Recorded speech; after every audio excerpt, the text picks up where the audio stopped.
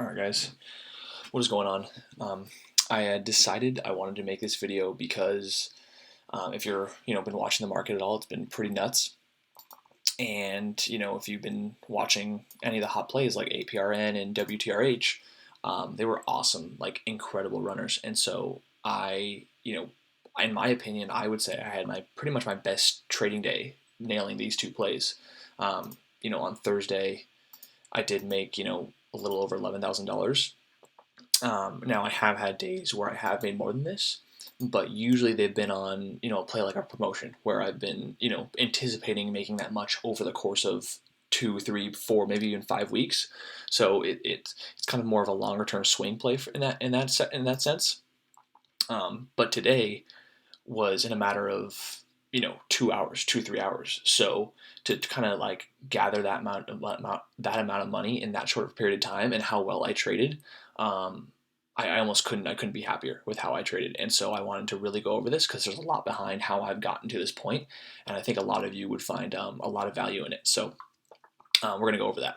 So before I go into the exact trade, I want to kind of build the story behind how I was prepared for these plays, right? It's not just I just saw them and I made money, right? There's a whole process that got me to this point, and so we need to go through that.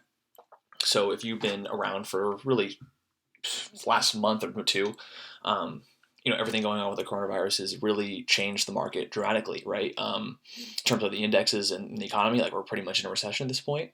But in terms of small caps, that what we trade, they're going nuts, because in February, like this last day of February was the top day for all of these companies that kind of promised a vaccine or that were working on a vaccine, that were doing this or that to kind of help out solve this virus and find a cure. And so some of those plays were like, we have like APT, if we go from friggin', $5 to over 40, right? We have Codex. Codex was a play that, kind of same thing, sub 5 to nearly 20. We had INO like a week and a half later, right? That went from then, $4 to 20. So like there's these massive, huge runners, right?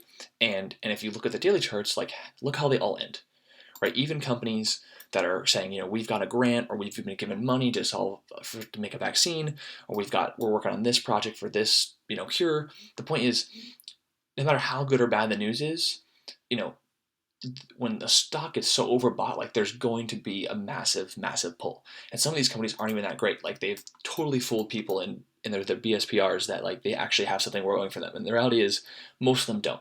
Right, most of them are going to go back down to where they came from once the vaccine actually gets a cure actually gets made, and everyone's going to forget about these companies, right? So, that happened towards the end of, on the 28th of February, and then INO dumped on the 9th of March, and so we kind of stalled out for a week, like nothing really, throughout the rest of this week. And then the first half of this week, there was nothing amazing, no big play had come around.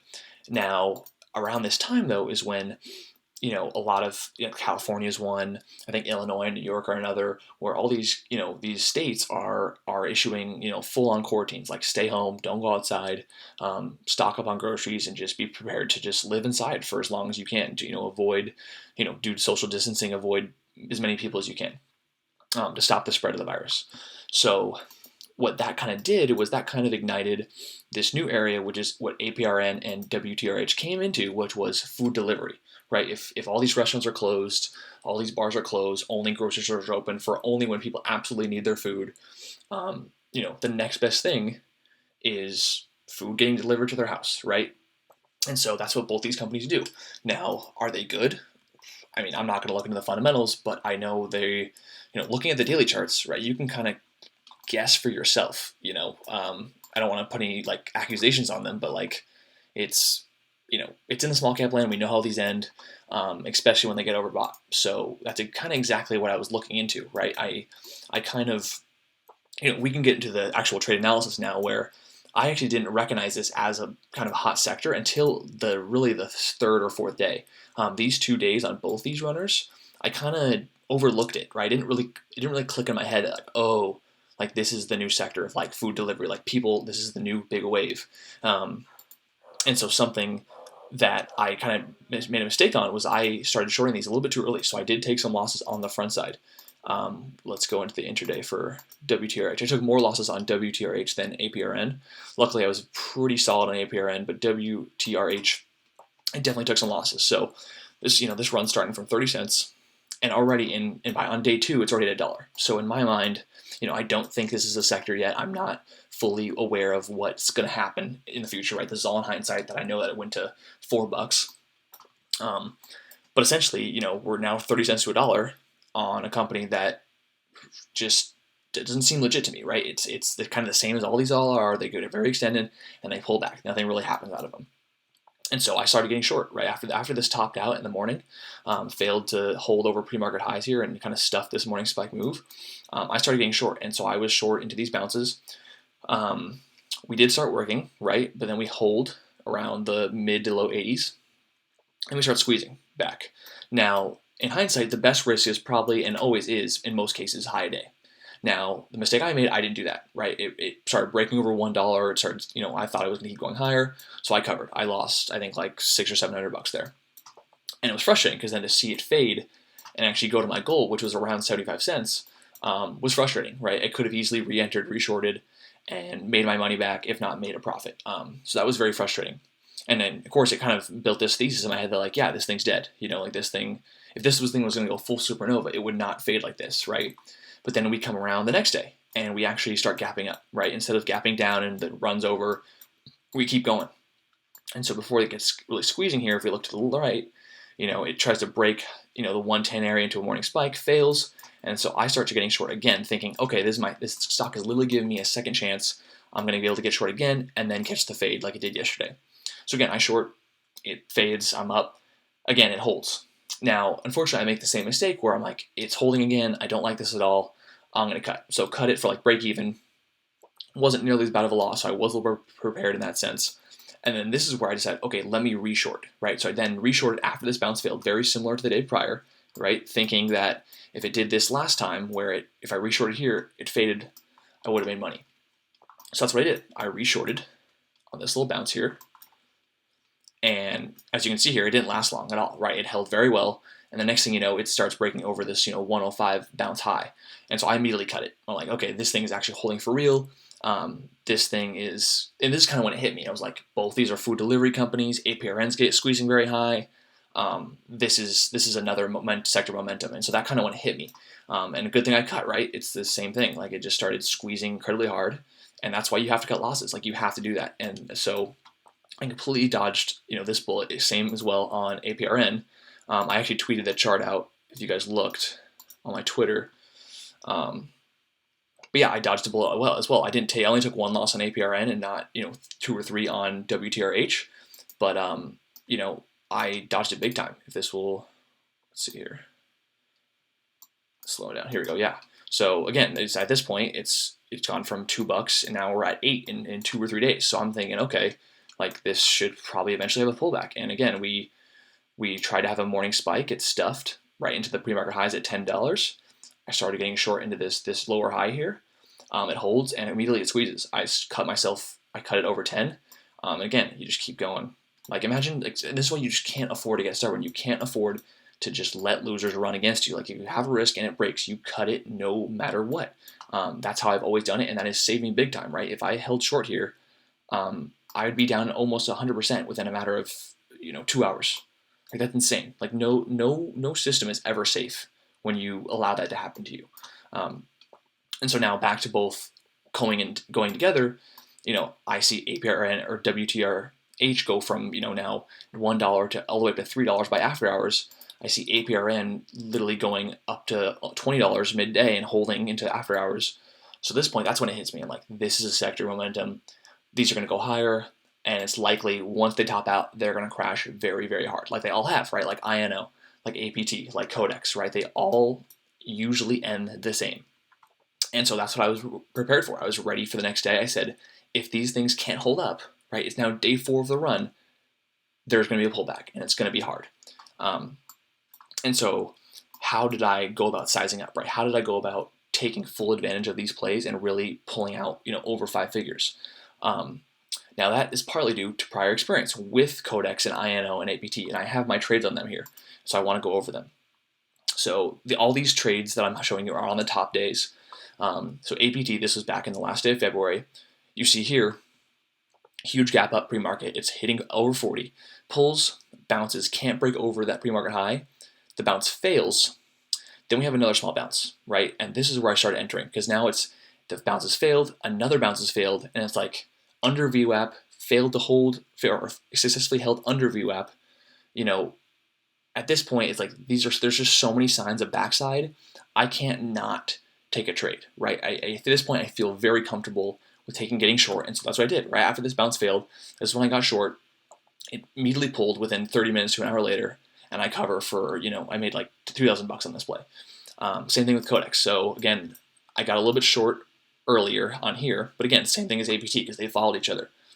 It pulls, it bounces, this bounce fails, it bounces one more time, and now fortunately I wasn't aggressive here, right? But see how once one bounce fails and then another bounce fails, this is when the panic comes in, right? So in hindsight on Codex, I probably should have added size here, like right around this area. Once this bounce failed for the second time, after the second bounce failed, that's your time to enter and really see if it can start panicking, because usually it happens. Same thing with INO, right? Pulls, bounce fails, goes lower, much bigger bounce over VWAP, but once it fails here and goes back under VWAP, these bounces right here, again, looks very similar to APT, where it's like now two bounces have failed and it's now giving you a small third bounce. Like that's your time to really just either take your first entry or just size up. Like this is the time to take your size, because in the next 10 to 15 minutes, it should panic. And if it doesn't, then at that point, like it's holding, I should probably downsize or I should probably cut it. It's kind of that mixed area between will it die right away or will it won't? Because if it won't, you need to reevaluate. And so that's what pretty much happened on APRN and WTRH. APRN, same thing here, right? But these happened a little bit quicker, where it pulled, it bounced. So if you could, I know I can't really zoom in here, but you see this little spike here. Actually, let me just make it bigger for you guys. Yeah, here we go. So it pulls, it has a bounce. This bounce fails, and you see this little small bounce, right? This again, two bounces have now failed. Like this is it. This is the time to add. I believe my biggest entry in size was this candle right here, and added one more small time here. A little bit of a chase again, but again, I'm sizing up and I'm willing to now risk this bounce high. Now, granted, risking day high is always a better choice, but when you've now seen two bounces fail, it's up over 1,000% in this run. It's under VWAP. It's held under VWAP. You can feel pretty confident at this point to size in whatever you're comfortable with and whatever you can still see clearly with, and know and at least expect within the next 10 to 15 minutes it should fall apart. And if it doesn't, then you reevaluate, you downsize, you move your risk level back to high a day. You can reevaluate with that. And so as you can see here, I didn't wait even 5 minutes, right? Immediately within 15 minutes, I was all out, covered. And so the same thing with WTRH, right? If you make this bigger here so you can see. So again, has a couple of double tops in the morning, then pulls back, has a bounce. That bounce fails, huge crack, right? So at this point, you're pretty confident it's low a day. Now, another bounce, and it fails again. Again, two failed bounces. Under VWAP, up 1,000% from the beginning of its run. These two levels here are when I loaded up on size. Again, it'd be nice to say, why didn't I load up much, much higher? But then again, it goes in the concept of, okay, yeah, it's great to short closer to your risk level to have a great risk reward, but your odds of winning might be lower, right? It's a constant battle between how convicted are you in the trade of odds of winning and what's your risk reward. It's a constant give and take in that regard.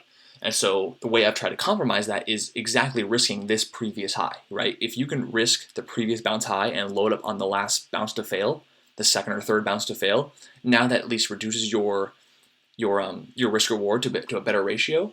It might reduce your odds of winning, but again, that's why I say, when you have a huge runner like these, and again, it has one bounce, two bounce fails, under VWAP, massively overextended. There's so many indicators in your favor now where you can get short into those bounces, and you will know within the next 10 to 15 minutes if it fails. And you can see this here, right? I loaded up on this candle right here, and it panics, but it doesn't break this low a day. So at this point, I'm now immediately reevaluating. I'm like, okay, it's holding.